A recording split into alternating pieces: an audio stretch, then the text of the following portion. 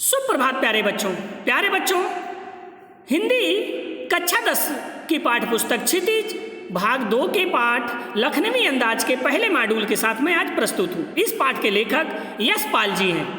यशपाल जी के बारे में कुछ जानकारी लेते हैं। यशपाल जी का जन्म 1903 में पंजाब के फिरोजपुर छावनी में हुआ था। प्रारंभिक जीवन में इन्होंने लाहौर के नेशनल कॉलेज से अपनी शिक्षा ग्रहण की। वहीं पर इनका परिचय भगत सिंह और सुखदेव से भी हुआ।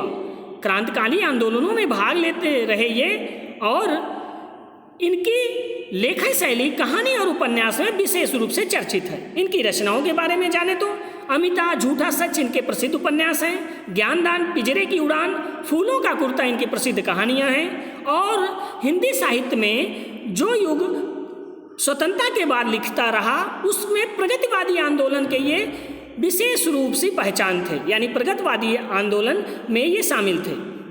मेरी तेरी उसकी बात जैसी रचना पर इन्हें साहित्य अकादमी पुरस्कार मिला।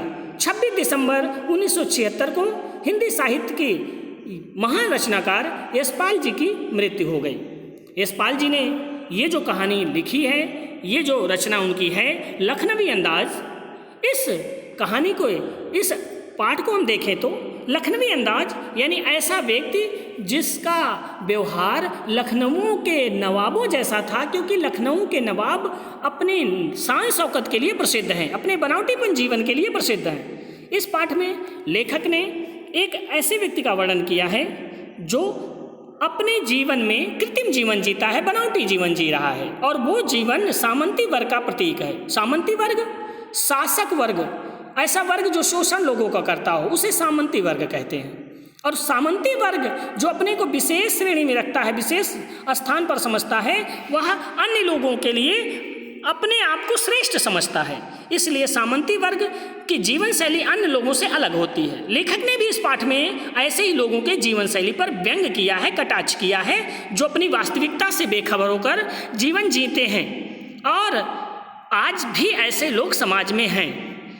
लेखक यहाँ पर एक बात और प्रमाणित करता है कि कोई भी रचना बिना विचार के नई कहानी कोई भी लिखी जा सकती है। बस उसके लिए पृष्ठभूमि, विशिष्ट पात्र और परिवेश की आवश्यकता नहीं होती। कभी भी कोई कहानी बनाई जा सकती है। नए रचनाकारों पर यहाँ पर लेखक ने यथार्थ रूप का प्रस्तुतिकरण किया है। वे कल्पना, आदर्श और भावना के स्थान पर यथार्थ को महत्व देते हैं। इसलिए लेखक ने यहाँ समाज के वास्तविक जीवन को प्रस्तुत किया है। और यशपाल की जो भाषा शैली है वह काफ़ी प्रभावशाली है। तो चलिए इस पाठ की कहानी की शुरुआत करते हैं। सबसे पहले लेखक चर्चा करता है कि वैसे भी लेखक इस पाठ को क्या लिखना चाहता था, इस पाठ के माध्यम से उसका लिखने का क्या उद्देश्य था। वह ये दिखाना चाहता है कि जो बनावटी जीवन शैली है वो उचित नहीं है, और साथ में बनावटी जीवन जीने वाले लोग ऐसे जीते थे, और नई कहानी भी लिखी जा सकती है, किसी भी घटना, किसी भी बिना किसी भूमिका के। पाठ की शुरुआत में लेखक लिखता है कि मैं एक नई कहानी के लिखने के लिए एक खाली स्थान, एकांत चाहता था, इसलिए मैंने एक सेकंड क्लास का टिकट ले लिया, और मेरी इच्छा थी कि मैं खिड़की पर बैठ करके बाहर के दृश्यों के, प्राकृतिक दृश्यों को देखूं और कुछ लिखूं, कुछ विचार करूं। लेकिन गाड़ी छूट रही थी। लेखक छोटे से डिब्बे को खाली समझ करके दौड़ कर चढ़ गया। उसने आगे सामने देखा तो एक नवाब जैसे वेशभूषा में, यानी सिर पर टोपी, पलथी मारे बैठे एक व्यक्ति को देखा जो सिर पर टोपी लगाए नवाबों जैसे लग रहे थे। खाली बैठ करके, लेखक कहता है कि वो खाली बैठ करके कल्पना करना उसको आनंद आता था ऐसा करने में। लेखक बैठ करके सोचने लगा। जब वो गाड़ी में चढ़ा तो उसने देखा कि सामने बैठे सज्जन बैठे हैं और सामने उनके 2 खीरे रखे हुए हैं, लेकिन उन्होंने इनको देखकर जरा भी बात करने की रुचि या इनकी तरफ ध्यान देने का कोई रुचि दिखाई नहीं। लेखक भी सोचने लगा कि यह व्यक्ति इस तरह क्यों बैठा है, ये नवाब जैसे लगते हैं, लेकिन ये अकेले इस गाड़ी में सफ़र क्यों कर रहे हैं। और ऐसा लगा लेखक को कि वह व्यक्ति इन्हें देख करके, यानी जो नवाब दिख रहे थे, खुश नहीं थे, क्योंकि ऐसा लग रहा था जैसे वो खीरा खाने के लिए बैठे हों, और खीरा जैसे अखाद्य वस्तु, यानी साधारण वस्तु खाते हुए कोई उन्हें देखे वो चाह नहीं रहे थे। इसलिए डिब्बे में नवाब साहब की उपस्थिति देख करके लेखक कल्पना करने लगा कि भला ये अकेले क्यों बैठे होंगे, शायद खीरा खाने के लिए। आगे कहानी बढ़ाता है लेखक कि मैं चुपचाप बैठ करके कनखियों से यानी तिरछी निगाहों से नवाब साहब को देख रहा था और सोच रहा था।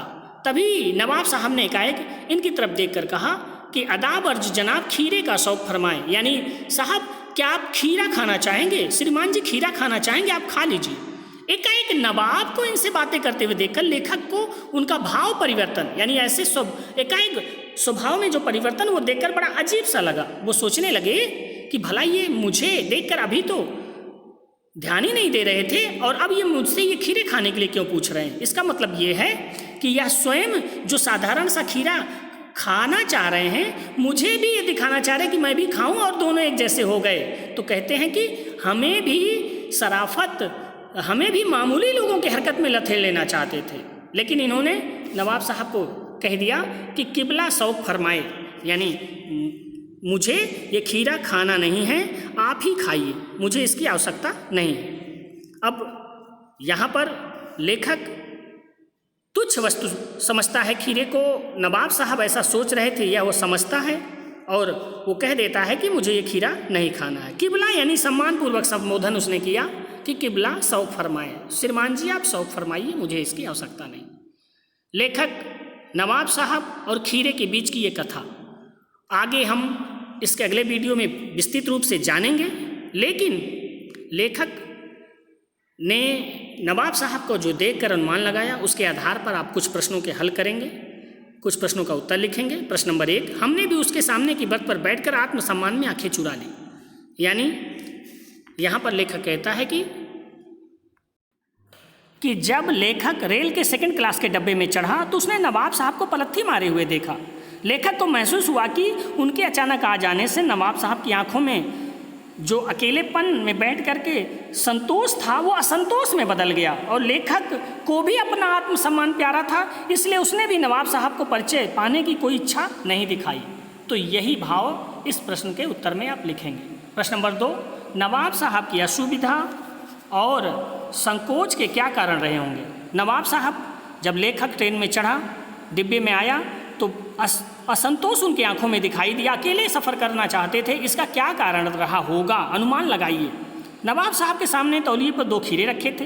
हो सकता है कि लेखक कारण वे खीरे जैसे अपदार्थ वस्तु को शौक करते देखे जाने के संकोच में है कि मुझे कोई देखे ना, मैं साधारण सा खाद्य पदार्थ खा रहा हूँ। दूसरा, नवाब साहब सेकंड क्लास के टिकट लिए थे और वो नहीं चाहते थे कि कोई भी व्यक्ति उन्हें देखे कि नवाब साहब जैसा व्यक्ति साधारण सेकंड क्लास के डब्बे में सफ़र कर रहा हो। प्रश्न नंबर 3, लेखक ने नवाब साहब को सेकंड क्लास के डब्बे में बैठे देखकर क्या सोचा। लेखक ने जब सेकंड क्लास के डब्बे में नवाब साहब को देखा तो उसे महसूस हुआ होगा कि नवाब साहब एकांत में बैठकर यात्रा करते हुए अपना समय काट रहे हैं और एकांत में खलल पड़ता देख करके उन्हें अच्छा नहीं लग रहा है। लेखक ने भी ये सोचा कि ये अकेले में बैठकर खीरा खाना चाहते होंगे। बिना विचार, घटना और पात्रों के क्या कहानी लिखी जा सकती है? यशपाल के इस विचार से आप कहाँ तक सहमत हैं?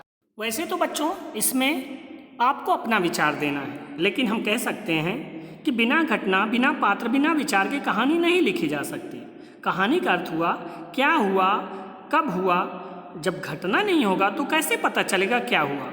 बिना पात्रों के कुछ होगा, कैसे घटना घटेगी, इन सब बातों के कारण कहानी में कोई ना कोई विचार आना चाहिए, उद्देश्य भी होना चाहिए। इसलिए हमारा जो विचार है कि बिना पात्र घटना के कहानी नहीं लिखी जा सकती। वैसे आपका क्या विचार है, आप अपने उत्तर दे सकते हैं।